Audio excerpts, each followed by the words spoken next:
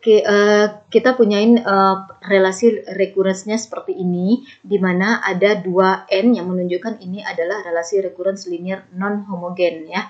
Kemudian diberikan informasi nilai awalnya A1 sama dengan 3. Nah, tahapan pertama untuk menemukan solusi dari relasi recurrence linear non-homogen ini adalah kita harus menemukan terlebih dahulu solusi homogennya, yaitu untuk sementara yang suku non-homogen ini, yaitu 2N ini bisa diabaikan. Sehingga relasi recurrence homogen dari relasi recurrence ini adalah AN sama dengan 3 kali AN dikurang 1 ini. Kemudian pindahkan ini ke kiri menjadi AN dikurang 3AN dikurang 1 sama dengan 0, di mana ini merupakan relasi recurrence berderajat 1 ya. Jadi ini berderajat 1. Kalau berderajat 1 maka hanya ada maka persamaan karakteristik dari relasi ini itu berpangkat tertinggi 1, yaitu ini.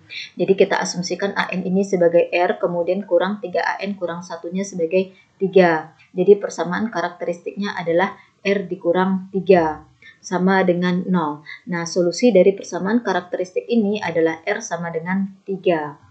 Sehingga kita bisa menemukan solusi homogen dari relasi recurrence ini, yaitu ANH sama dengan beta dikali 3 pangkat N. Beta ini adalah sembarang konstanta dan 3 ini diperoleh dari solusi dari persamaan karakteristiknya. Nah, ini baru disebut sebagai solusi homogen dari relasi recurrence ini. Nah, berikutnya kita temukan solusi partikulirnya. Tadi kita punyai relasi recurrence non-homogennya itu adalah AN dikurang AN sama dengan 3 kali AN kurang 1 ditambah 2N, di mana suku non-homogennya ini adalah 2N. Maka yang 2N ini atau suku non-homogen ini dibiarkan sendiri di satu ruas kanan. Jadi yang 3AN kurang 1 pindah ke kiri sehingga menjadi AN dikurang 3 kali AN dikurang 1 sama dengan 2N. Nah, di mana bagian non-homogennya dalam hal ini adalah 2N. Jadi kita pandang Fn ini sama dengan 2N.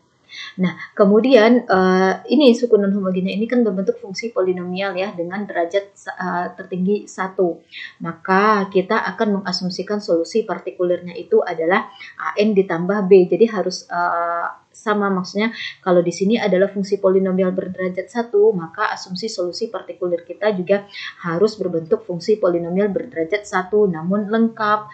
Kalau misalnya nih kita punyain suku non-homogennya itu bentuknya adalah 3N kuadrat saja misalnya, maka asumsi kita untuk solusi partikuler ini adalah AN kuadrat ditambah BN ditambah C. Jadi harus lengkap begini ekspresi polinomialnya.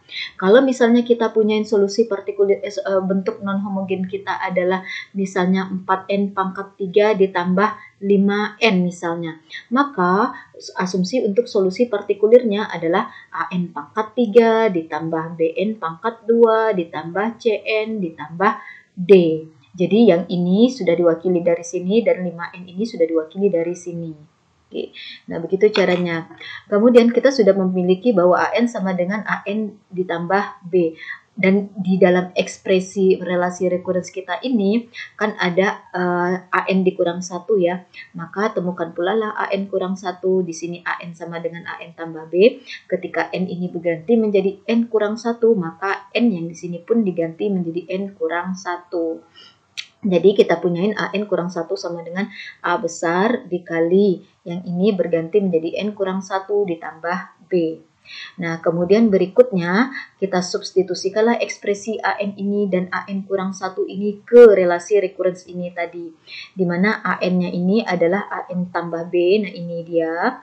Kemudian kurang 3 kali AN kurang 1 yaitu 3 dikali ini. Jadi kurang 3 kali ini. Sama dengan 2N. Kita buka kurung yang ini menjadi AN ditambah B tetap. Ini menjadi dikurang 3. Buka kurung yang N kurang 1 dulu menjadi AN dikurang A. Kemudian ditambah B sama dengan 2N. Yang ini AN tambah B. Buka kurung lagi dikurang 3AN ditambah 3A dikurang 3B sama dengan 2N. Kemudian di sini kita kelompokkan yang mengandung variabel N. Di sini kan kita bisa memandang N-nya itu sebagai variabel ya, saya hapus. Oke, nah di sini yang mengandung N itu adalah koefisiennya A dan koefisiennya negatif 3. Jadi kita bisa menuliskan dia menjadi A dikurang 3A tutup kurung kemudian kali N. Kemudian yang konstanta itu adalah ada tambah B, ada ditambah 3A, ada dikurang 3B. Nah ini dia konstantanya sama dengan 2N. Kemudian yang ini kalau kita sederhanakan menjadi A dikurang 3A itu adalah negatif 2A ya. Jadi negatif 2AN ditambah. Kemudian yang ini kalau kita satukan tambah B dikurang 3B menjadi negatif 2B. Sehingga konstantanya sekarang menjadi 3A dikurang 2B. Nah berikutnya kita pandang ekspresi di ruas kiri dan di ruas kanan. Kita bandingkan. Nah di ruas kiri itu ada yang mengandung variabel N. Dan koefisien di ruas kiri untuk N adalah negatif 2A. Jadi di sini koefisien untuk N yang ada di ruas kiri adalah negatif 2A. Sedangkan koefisien dari N yang ada di ruas kanan adalah 2. Maka di sini 2 untuk di ruas kanan. Kita akan membandingkan bahwa koefisien dari N di ruas kiri ini harus sama dengan koefisien dari N yang ada di ruas kanan. Oke, berarti negatif 2A harus sama dengan 2, yaitu haruslah A-nya sama dengan, kan ini kalau kita nyatakan dengan notasi sama dengan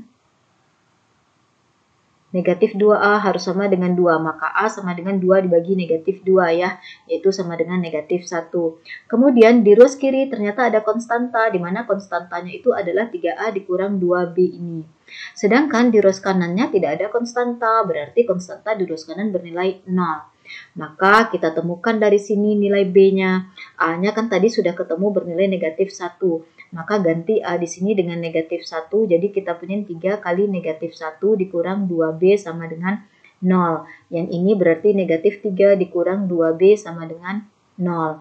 Atau 2B-nya sama dengan negatif 3. Nah ini dia 2B sama dengan negatif 3. Sehingga B-nya sama dengan negatif 3/2 ya. Negatif 3 bagi 2. Udah, kita kembali ke asumsi dari solusi partikulir kita. Tadi kan solusi partikulir kita ini nih, AN ditambah B. Maka untuk menyatakan solusi partikulirnya lebih lengkap dengan adanya A dan B ini, gantilah A di sini dengan negatif 1 dan ganti B di sini dengan negatif 3/2 dari sini. Sehingga solusi partikulirnya adalah negatif 1 kali N ditambah negatif 3/2. Yang ini jadi negatif N tambah negatif 3/2 menjadi dikurang 3/2. Udah, inilah yang merupakan solusi partikulir dari relasi recurrence non-homogen ini. Nah, maka kesimpulan tentang solusi umum dari relasi non-homogen ini adalah kita jumlahkan solusi homogen dan solusi partikulirnya. Tadi ini adalah solusi homogennya dan ini adalah solusi partikulirnya. Jika dijumlahkan menjadi beta kali 3 pangkat N dikurang N dikurang 3/2 ya. Ini solusi umumnya. Oke. Nah, tadi di soal kita diberikan informasi nilai awal. Lihat di slide sebelumnya ada informasi nilai awal A1 sama dengan 3. Nah, kita kalau diberikan informasi nilai awal, tentunya yang nilai beta ini bisa kita temukan. Jadi, manfaat dari adanya informasi nilai awal itu adalah untuk mengetahui lebih spesifik berapa konstanta atau koefisien yang ada dalam solusi umumnya. Nah, di sini solusi umumnya adalah seperti ini. Nah, ini dia. Dengan informasi A1 sama dengan 3, berarti kita punya N-nya sama dengan 1. Maka ganti setiap N di sini dengan 1. Sehingga kita peroleh A1 sama dengan beta dikali 3 pangkat 1 dikurang 1 dikurang 3/2-nya tetap. 3 pangkat 1 adalah 3. Maka kita punyain di sini beta kali 3 adalah 3 kali beta, negatif 1 dikurang 3/2 adalah negatif 5/2. Kemudian A1-nya diketahui di nilai awal kan sama dengan 3, maka haruslah 3 beta dikurang 5/2 ini sama dengan 3. Ya, karena A1-nya sama dengan 3 kali beta dikurang 5/2 dan dari informasi nilai awal A1 harus sama dengan 3, maka 3 kali beta dikurang 5/2 harus sama dengan 3. Nah, kita cari nilai betanya mulai dari 3 beta dulu. 3 kali beta sama dengan 3 ditambah 5/2, di mana 3 tambah 5/2 ini sama dengan 11/2 ya, bisa dihitung. Maka kita peroleh betanya sama dengan 11/2 dibagi 3. Nah, ini dia. Oke, yaitu sama dengan 11/3. 6. Jadi kita peroleh nih betanya sama dengan 11/6. Maka kembali ke solusi umum ini, ganti beta ini dengan 11/6. Sehingga kita peroleh AN-nya sama dengan 11/6 dikali 3 pangkat N dikurang 3/2. Jadi perbedaan antara solusi umum ini dengan solusi khususnya adalah hanya yang koefisien yang tidak diketahui ini. Di sini sudah diketahui sekarang yaitu nilainya 11/6.